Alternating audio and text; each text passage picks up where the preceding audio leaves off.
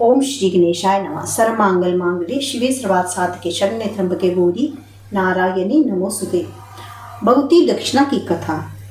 भगवान नारायण कहते हैं, मुनि भगवती स्वाहा और स्वदा का परम मधुर उत्तम उपख्यान सुन चुका। अब मैं भगवती दक्षिणा के प्रसंग का वर्णन करूंगा। प्राचीन काल की बात है। गोलोक में भगवान श्री कृष्ण की प्रेयसी गोपी थी। उसका नाम सुशीला था। उसे राधा की प्रधान सखी होने का सौभाग्य प्राप्त था। एक समय परमेश्वरी श्री राधा ने सुशीला से कह दिया, आज से तुम गोलोक में नहीं आ सकोगी। तदंतर श्री कृष्ण वहां से अंतर्ध्यान हो गए।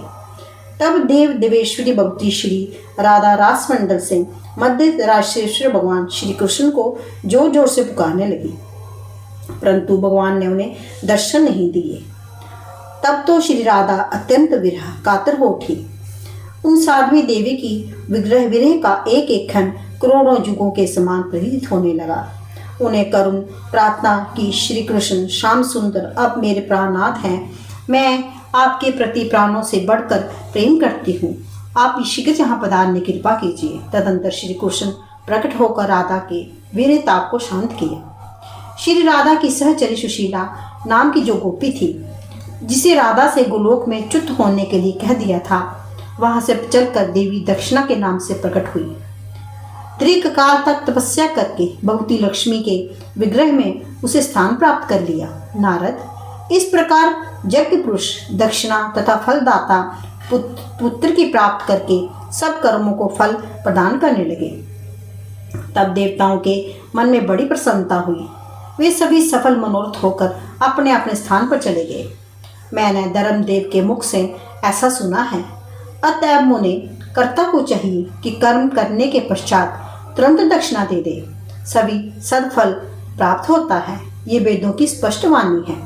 यदि देववश अथवा अज्ञान से यज्ञकर्ता कर्म संपन्न होने जाने पर तुरंत ही ब्राह्मण को दक्षिणा नहीं दे तो यज्ञ निष्फल हो जाता है। उसी पाप के फलस्वरूप उस पातकी मानव को दरिद्र और रोगी होना पड़ता है। लक्ष्मी अत्यंत भयंकर श्राप देकर उसके घर से चली जाती है। उसके दिए हुए श्राद्ध और तर्पण को पितृ ग्रहण नहीं करते। ऐसे ही देवता उसकी की हुई पूजा तथा अग्नि में दी हुई आहुतियां भी स्वीकार नहीं करते। देवी षठी की कथा। नारद जी ने कहा, प्रभु भगवती षठी, मंगल चंडिका तथा देवी मानसा, ये देवियां मूल प्रकृति की कला मानी जाती गई हैं। मैं अब इसे इनके प्राकट्य का प्रसंग तत्वपूर्वक सुनाना चाहता हूँ। भगवान नारायण कहते हैं, मुने मूल प्रकृति के छठे अंश से प्रकट होने के कारण ये छठी देवी कहलाती है। पाको कि ये अष्ट अधिष्ठात्री देवी है। इन्हें विष्णु, माया और वालदा भी कहा जाता है। मृतकाओं में देवसेना नाम से ये प्रसिद्ध है। उत्तम व्रत का पालन करने वाली इन साध्वी देवी की मैं स्वामी कार्तिकेय की पत्नी होने का सौभाग्य प्राप्त है। प्रियव्रत नाम के एक राजा हो चुके हैं। उनके पिता का नाम था स्वयंभू मनु। कश्यप जी ने उनके पुत्रेष्टि यज्ञ करवाया। राजा की प्रेसी वार्या का नाम मालिनी था। उन्होंने उन्हें चारु प्रदान किया। चारु भक्षण करने के पश्चात रानी मालिनी की गर्भवती हो गई। तत्पश्चात सुवर्ण के समान प्रतिभा वाले एक कुमार की उत्पत्ति हुई, परंतु संपूर्ण अंगों से संपन्न एक कुमार मरा हुआ था। मुने राजा प्रियव्रत का मृत बालक को लेकर शमशान में गए। इतने में वहां एक दिव्य विमान दिखाई पड़ा। उसी पर बैठी हुई मन को मुग्ध करने वाली एक परम सुंदरी देवी का राजा प्रियव्रत ने देखा। उनके सामने विराजमान देखकर राजा ने बालक के भूमि पर रख दिया और बड़े आदर से उनकी पूजा की, स्तुति की। नारद उस समय स्कंद की प्रिय देवी छठी अपने तेज से देदीप्यमान थी। नारद जगत को मंगल प्रदान करने में प्रवीण, देवताओं को रण में सहायता पर पहुंचाने वाली बेभक्ति देवसेना थी।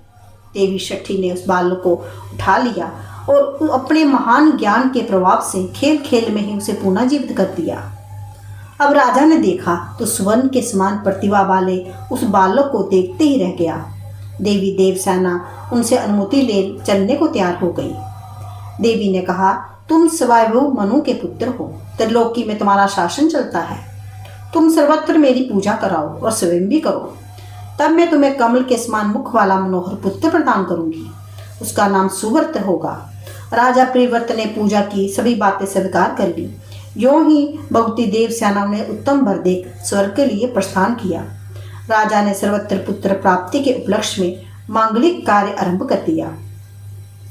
तब से प्रत्येक मास में शुक्ल पक्ष की छठी तिथि के अवसर पर भगवती छठी महोत्सव जतनपूर्वक मनाया जाने लगा। बालकों के प्रसव ग्रह में छठे दिन, 21वें दिन तथा अन्नप्राशन के शुभ समय पर जतनपूर्वक देवी की पूजा होने लगी। विद्वान पुरुष इसका इस प्रकार ध्यान करें। सुंदर पुत्र, कल्याण तथा दया प्रदान करने वाली ये देवी जगत की माता है। श्वेत चंपक के समान इनका वर्ण है। रत्नमय भूषणों से ये अलंकृत हैं। इन परम पवित्र स्वरूपनी भगवती देवसेना की उपासना मैं करता हूँ। विद्वान पुरुष जो ध्यान करके पश्चात भगवती पुष्पांजलि अर्पण करें, पुनः ध्यान करके मूल मंत्र साध्वी देवी की पूजा करने का विधान है। उपचार अर्पण करने से पूर्व ओम ह्रीम छठी देवाय स्वाहा इस मंत्र का उच्चारण करना विहित है। पूजक पुरुष को चाहिए यथाशक्ति इस अष्टाक्षर मंत्र महामंत्र का जप भी करे। महाराज प्रिव्रत ने छठी देवी के प्रभाव से यशस्वी पुत्र प्राप्त कर लिया। ब्राह्मण जो पुरुष भक्ति छठी के स्तोत्र का 1 वर्ष तक श्रवण करता है, वे यदि अपुत्री है तो दीर्घ जीवी सुंदर पुत्र प्राप्त कर लेता है। जो 1 वर्ष तक भक्ति पूर्व देवी की पूजा करके उन्हें ये स्तोत्र सुनाता है, उसके संपूर्ण पाप विलीन हो जाते हैं। महान बंध्या भी उसके प्रसाद से संतान प्रसव करने की योग्यता प्राप्त कर लेती है। यदि बालक को रोग हो जाए तो उसके माता पिता 1 मास तक स्तोत्र का श्रवण करें तो छठी देवी की कृपा से उस बालक की व्याधि शांत हो जाती है।